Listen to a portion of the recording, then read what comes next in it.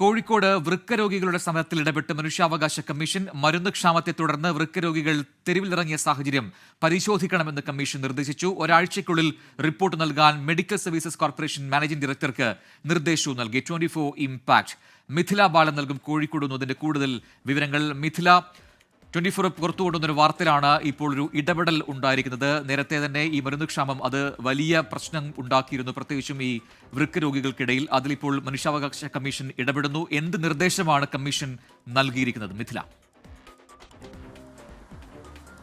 കഴിഞ്ഞ ദിവസമായിരുന്നു കോഴിക്കോട് കളക്ടറേറ്റിന് മുന്നിൽ പ്രതീകാത്മക ഡയാലിസിസ് നടത്തി വൃക്ക രോഗികൾ പ്രതിഷേധിച്ചത്.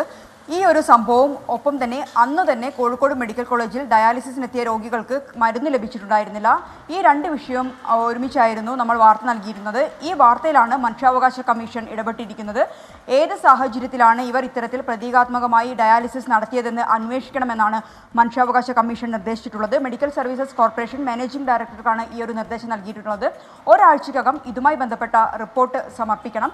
മാർച്ചിൽ ഈ ഒരു കേസ് കമ്മീഷൻ പരിഗണിക്കുന്നുണ്ട്. കോഴിക്കോട് കളക്ടറേറ്റിലായിരിക്കും ഈ ഒരു സിറ്റിംഗ് നടക്കുക. അന്ന് ഈ കേസ് പരിഗണിക്കും എന്നും മനുഷ്യാവകാശ കമ്മീഷൻ അറിയിച്ചിട്ടുണ്ട്. പ്രജൻ, മിഥില, ഇതിൽ ഇപ്പോൾ ഈ മരുന്ന് ക്ഷാമത്തെ തുടർന്ന് പിന്നീടുള്ള ഇടപെടലുകളിൽ ഒന്നും ഒരു പരിഹാരവും ഉണ്ടായിട്ടില്ല എന്നാണോ മനസ്സിലാക്കേണ്ടത്? ഈ മരുന്ന് ക്ഷാമം ഇപ്പോഴും അത് അതേ അളവിൽ തന്നെ തുടരുകയാണോ? മെഡിക്കൽ സർവീസസ് കോർപ്പറേഷൻ എന്തെങ്കിലും വിശദീകരണം നൽകുന്നുണ്ടോ ഇത് സംബന്ധിച്ച?